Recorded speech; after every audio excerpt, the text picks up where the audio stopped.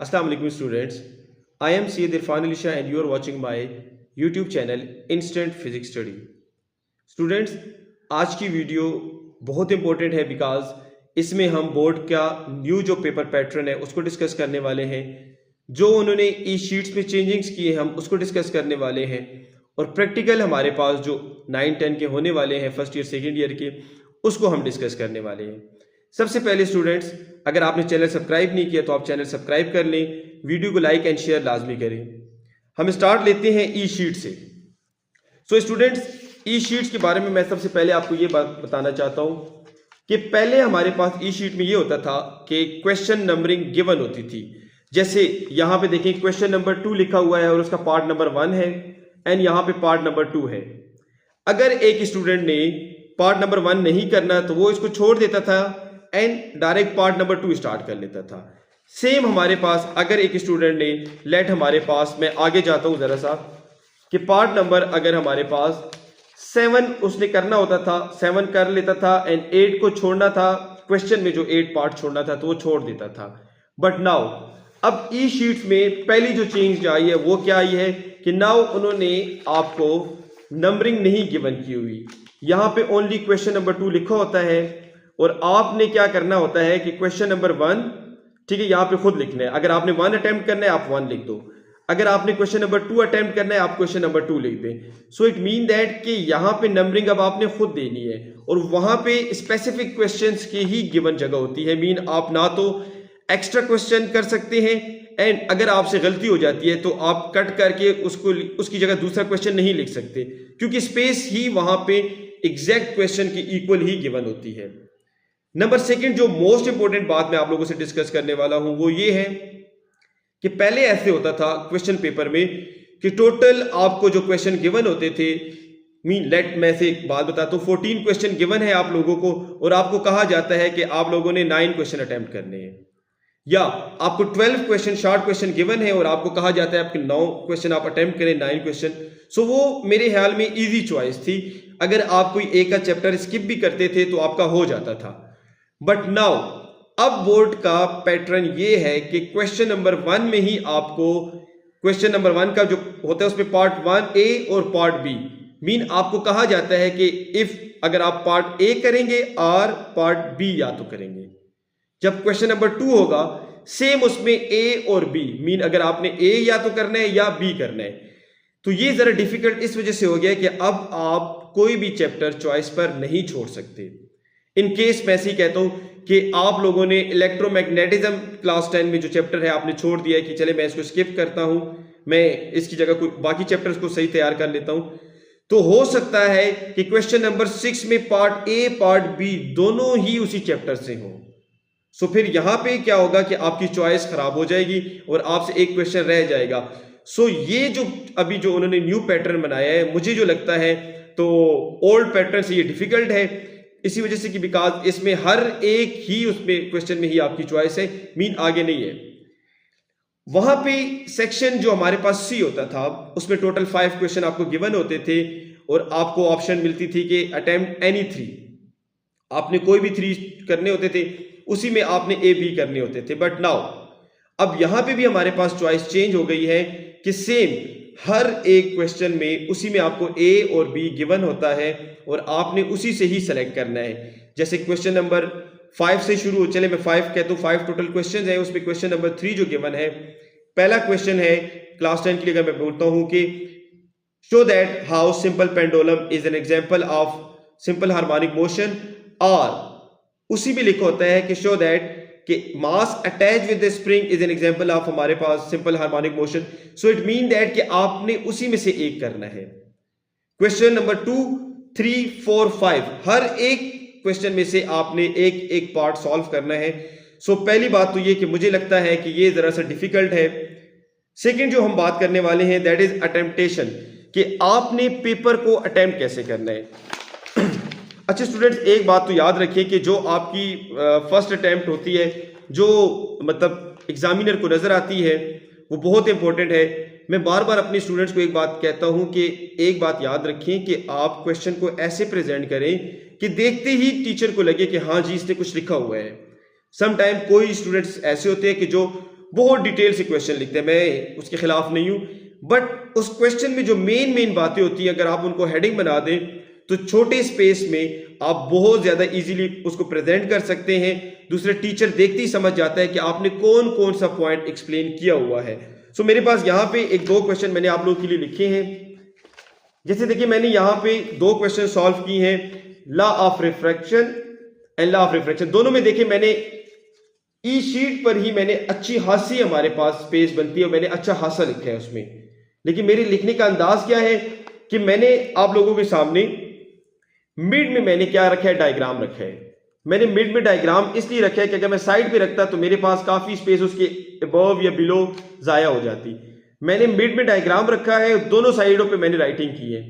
Then देखिए मैंने short questions में भी हेडिंग्स बनाई है, मीन जो हमारे शॉर्ट क्वेश्चन है मैंने उसमें भी हेडिंग्स बनाई है।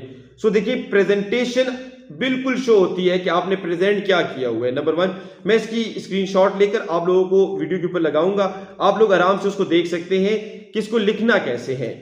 नाउ मैं लॉन्ग क्वेश्चन पे जाता हूं, मैंने आप लोगों के लिए एक दो लॉन्ग क्वेश्चन भी लिखे हैं। जैसे मैंने यहां पे क्वेश्चन लिखा है images formation from convex lens.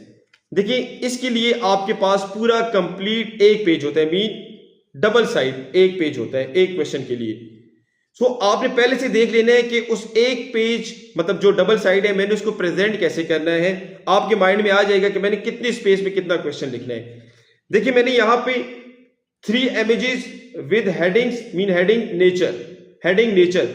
अब जरा आप देखिए प्रेजेंट, मेरी देखिए यहां पे प्रेजेंटेशन आपको इजीली शो होता है कि आपने इसको प्रेजेंट कैसे करना है पेपर को। मैं आपको इसकी नेक्स्ट साइड भी दिखा देता हूं। ये देखिए मैंने इस तरफ 2 इमेजेस जो रह जाती हैं, जो 5 टोटल इमेजेस थी वो 2 मैंने इधर बनाई।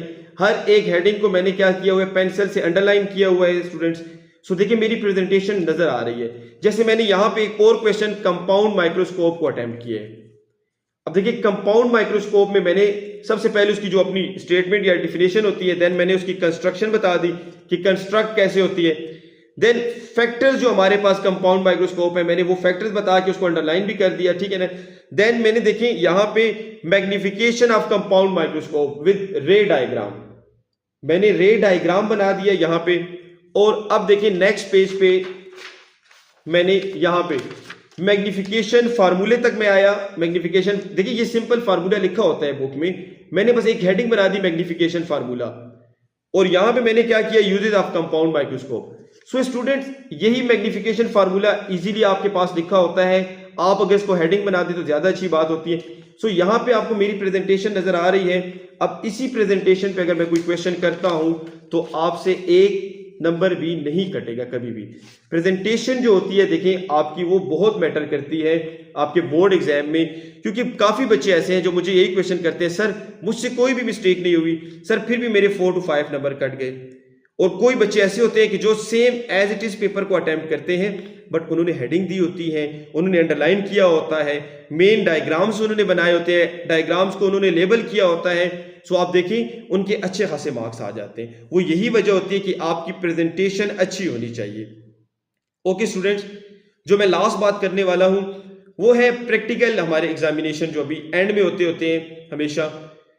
स्टूडेंट्स पहले आप लोगों को पता होगा शायद कुछ बच्चों को कि जब आप लोग स्पेशली एफएससी के बच्चों को पता है कि हम लोग क्या करते थे कि जो 9 फेडरल बोर्ड की बात कर रहा हूं स्पेशली, कि 9, 10 की जो हमारे पास प्रैक्टिकल होते थे वो एट द एंड ऑफ 10 में ही होते थे।